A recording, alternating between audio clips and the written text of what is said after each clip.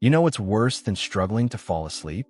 Waking up in the middle of the night and staring at the ceiling, unable to get back to dreamland. What if I told you that most advice on how to fix this is actually making it worse? Tonight, you'll discover little-known secrets to fall back asleep fast. No pills, no gimmicks, just real, natural strategies that work with your body's rhythm. Ready to finally conquer those restless nights? Topic 1. Understanding the biology of midnight awakenings. There's something deeply unsettling about waking up at 2:37 a.m. The world is silent. Your room feels colder than it should, and your thoughts begin to swirl like smoke in the dark. But here's the thing most people don't know. This isn't just random. It's biology. As your circadian rhythm guides your sleep through the night, your core body temperature naturally dips and then begins to rise again around this time. That shift often nudges the brain into lighter stages of sleep, and for some, that's all it takes to float up to consciousness, blinking into the shadows, wondering why they're awake. Now, if this happens to you, don't panic. You're not broken. You're not cursed with chronic insomnia. What you're experiencing is a very natural phase of the sleep cycle, one that dates back to our ancestors. Their sleep was often segmented, and it was common to wake up for a short time before returning to bed. This perspective alone can bring insomnia relief, just knowing that your body isn't malfunctioning. It's doing what it was designed to do. And that shift in mindset, that's the start of better sleep habits. Many people wake during these hours and think they're doing something wrong, that they need to hack their sleep with endless supplements or rituals. But the truth is, the path back to deep sleep starts with understanding what's actually happening inside. When you realize it's just a phase of the sleep cycle, a temporary elevation in alertness driven by internal biology, you can greet it with curiosity instead of fear. And fear, ironically, is often what stands between you and the return to rest. That's why developing a consistent bedtime routine and maintaining good sleep hygiene during the day is so powerful. It sets the stage for smoother transitions between sleep cycles. Think of it like training your nervous system to ride the waves of the night instead of getting tossed around by them. The body likes rhythm, predictability, peace. So the more you commit to daily relaxation techniques, the less dramatic those 3 a.m. wake-ups tend to be. Of course, knowing the science is one thing. Knowing what not to do when you're staring at the ceiling at 2 a.m., that's a whole different game, and where most people unknowingly sabotage themselves. But that's exactly what we're diving into next. Topic 2, what not to do. The moment someone wakes up in the middle of the night, there's a reflex, almost universal, to check the clock. Just a quick glance, they think. But that simple act flips a mental switch that's hard to turn off. It's 3:12 a.m. I only have a few hours left. And just like that, the mind starts racing. Anxiety sets in, and suddenly, you're doing math instead of sleeping. This is the silent trap most fall into. It disrupts your circadian rhythm, spikes cortisol, and pulls you further away from that state of natural, effortless rest. The better path? Ignore the clock. Time is not your enemy. Anxiety is. Sleep is like a cat. The more you chase it, the more it slips away. Forcing yourself to sleep, gritting your teeth in frustration, only adds tension to a system that needs softness. It's a paradox most don't understand. The harder you try, the more alert you become. People who struggle with insomnia relief often make this exact mistake. They believe sheer willpower can knock them back into dreamland. But sleep isn't a task to complete, it's a state to surrender to. And surrender begins with trust in your body, in your rhythm, and in the power of stillness. In those early morning hours, what you don't do matters far more than what you do. Reaching for your phone, checking messages, scrolling through social media. These tiny acts trigger your brain's wake mode. Light exposure, especially blue light, suppresses melatonin, the very hormone that invites sleep. So even 5 seconds of screen time can sabotage your return to deep sleep. Instead, keeping the room dark, quiet, and your body as still as possible allows the nervous system to settle back into that place of peace. The magic lives in letting go. This isn't just about physical rest. It's about mental stillness too. When a mind stops grasping, when you no longer fight the moment, the body follows. That's where sleep hygiene becomes your secret weapon. Not just about clean sheets or herbal teas, but about mindset, about what thoughts you feed at 3 a.m., and whether those thoughts are pulling you toward natural sleep remedies or pushing you deeper into the spiral of alertness. Now, imagine for a moment that you're lying awake, eyes closed, breath steady, and you're not even trying to sleep. You're just resting deliberately with calm. Believe it or not, there's a method for that. A practice that feels like a superpower when you master it. And it's the next step in reclaiming your nights. Topic 3. Non-sleep deep rest. Sometimes the most powerful shift comes not from falling asleep, but from letting go of the need to. That's where the concept of non-sleep deep rest, or NSDR, comes in like a quiet guardian of your night. It's not about pretending to sleep or faking it till you make it. No, this is deeper. This is the art of lying still in the dark with no stimulation and no expectation. Just breathing, just being. NSDR allows your nervous system to hit the brakes, gifting your body and brain a kind of reset that mirrors the benefits of sleep itself, and in many ways supports your journey back to better sleep habits. Imagine lying there, wrapped in stillness, not chasing sleep, not resisting wakefulness, just observing. 1 hour of NSDR can equate to nearly 20 minutes of real sleep in terms of restoration. This isn't pseudoscience. It's deeply rooted in neuroscience. It calms the amygdala, quiets the racing thoughts, and lets relaxation techniques do their silent work beneath the surface. And most importantly, it removes the pressure, because the pressure to sleep often creates the very tension that prevents it. With NSDR, you're stepping into a space where rest becomes enough, and sometimes that's the bridge to sleep itself. Many people wake in the night and think, if I'm not asleep, I'm failing. But what if we flip that script? What if just being still, breathing softly, and letting the body rest was the real win? That shift in thinking changes everything. It opens the door to natural sleep remedies that don't come in bottles or apps. Remedies born from awareness, acceptance, and stillness. It's in that quiet space that your circadian rhythm can recalibrate, that anxiety can melt into the mattress, and that your mind can finally stop fighting. And here's the beautiful irony.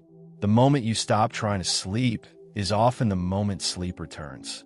Because NSDR creates a low-pressure, high-reward state where restfulness becomes the priority. Whether or not your eyes close again, your body begins to heal, to recharge. And over time, this practice reconditions your brain to associate nighttime wakefulness not with panic, but with peace. It becomes a ritual of deep respect for your own biology, for your own capacity to rest without force. Still, there's one key player in this delicate equation that most people overlook, something silently dictating whether you drift off again or lie wide-eyed in the dark. It's the quiet rhythm of your heart, and learning how to lower it is the next secret worth uncovering. Topic 4. Heart rate and sleep. There's a silent symphony playing beneath the surface of every restful night, and the tempo of that symphony is your heart rate. To truly slip into deep sleep, your body needs to slow down, literally. A resting heart rate below 60 beats per minute is often the threshold that allows the brain to release its grip on wakefulness. When your heart is racing, whether from worry, movement, or a sudden jolt, the nervous system interprets that as a signal of danger. And in that state, sleep doesn't stand a chance. That's why learning how to calm your body from the inside out is a game changer for anyone seeking insomnia relief. It's not always about what you do in the day. Sometimes it's what you avoid at night.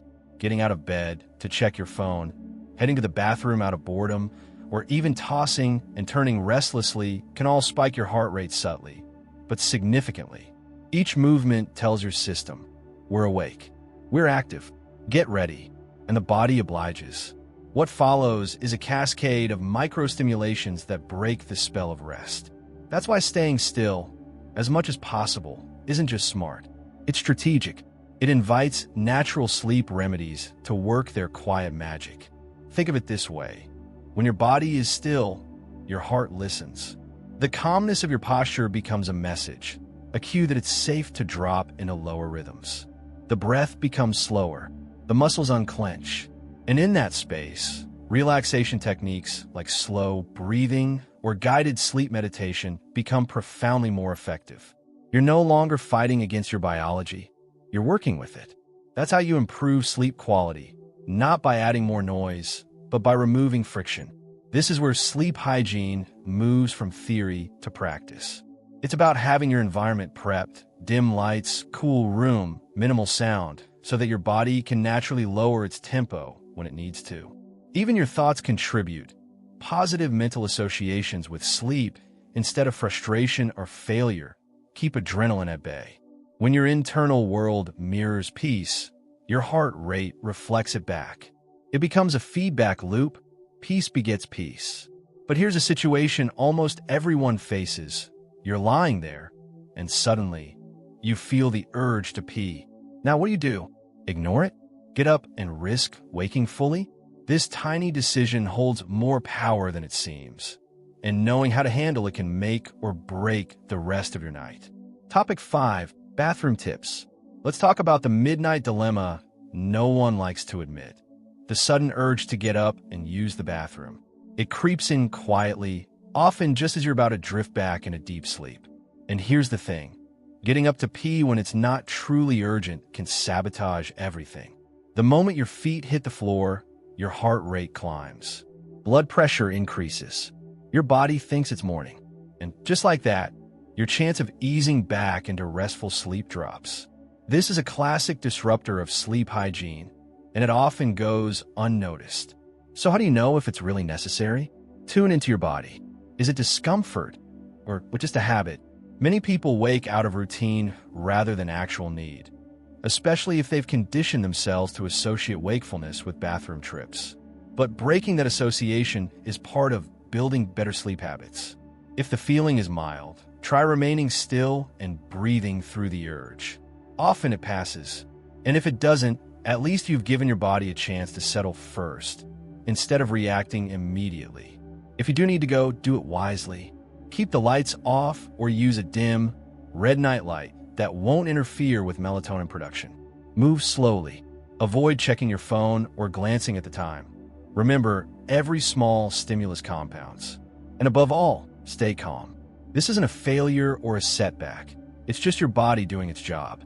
The goal is to return to bed without activating the alert system.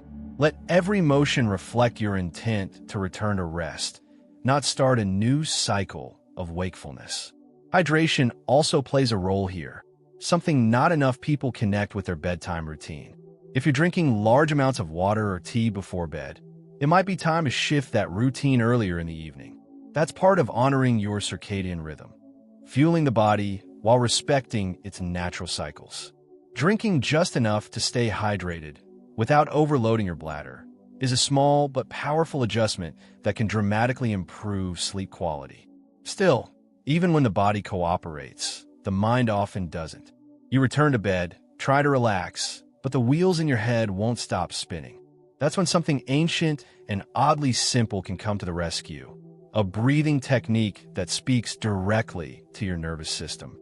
Topic 6. Breathing technique. When a mind is racing and sleep feels distant, the body needs a signal, a code, to know it's time to unwind. That's where the 4-7-8 breathing technique enters like a secret weapon. It's not magic, but it sure feels like it when done right. Inhale for 4 seconds, hold for 7, exhale for 8. This rhythmic pattern slows the heart, calms the nervous system, and tells your body, hey, it's safe now. You can let go. It's one of the simplest relaxation techniques available, and yet one of the most powerful allies for insomnia relief. What makes this method so unique is how it directly manipulates your physiology. You're not just calming your mind, you're activating the parasympathetic nervous system, the part responsible for rest and digestion. By extending the exhale longer than the inhale, your body naturally shifts away from fight or flight mode. The heart rate slows, blood pressure drops, and suddenly, the storm in your head begins to settle. It's a core tool in any natural sleep remedies toolkit, especially when returning to sleep feels like a war you're losing. The beauty of 478 is that you don't need to sit up or turn anything on. It's just you, your breath, and a quiet rhythm. Try repeating this cycle 4 times. That's it, 4 rounds. And even if sleep doesn't come immediately, you'll feel a noticeable drop in tension. It becomes a mini sleep meditation, a moment of surrender rather than struggle. Over time, this becomes a ritual the body recognizes, like a lullaby sung silently to the self. There's also a mental aspect that shouldn't be underestimated. Focusing on breath counts pulls you out of mental noise, out of the math of how many hours do I have left, or the anxiety of tomorrow's to-do list. It anchors your awareness in the now, making space for better sleep habits to take root.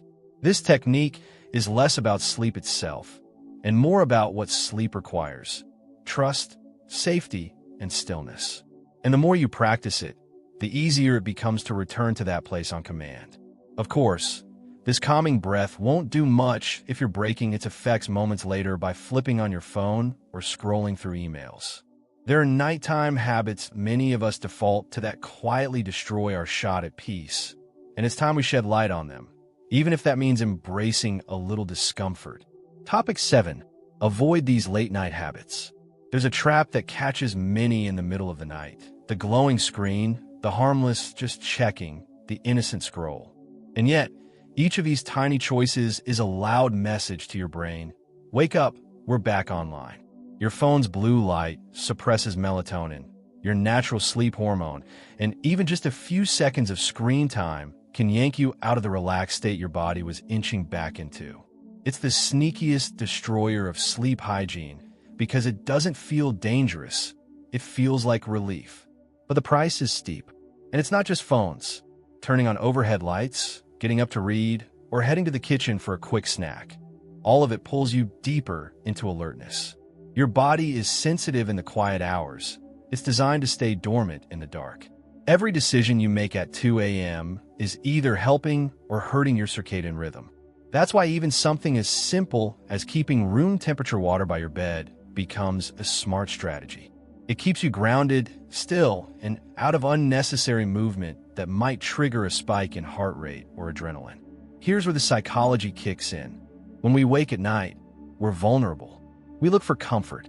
And in today's world, comfort often comes in the form of stimulation, messages, content, distractions. But real comfort, the kind that promotes insomnia relief and lets us return to deep sleep, doesn't come from stimulation. It comes from stillness. So instead of giving your brain more to process, give it less. Let the darkness cradle you. Let the silence speak. This moment, the decision to reach for the phone or not, to turn on the lamp or stay still, is a crossroads. It might seem small, but it defines your night.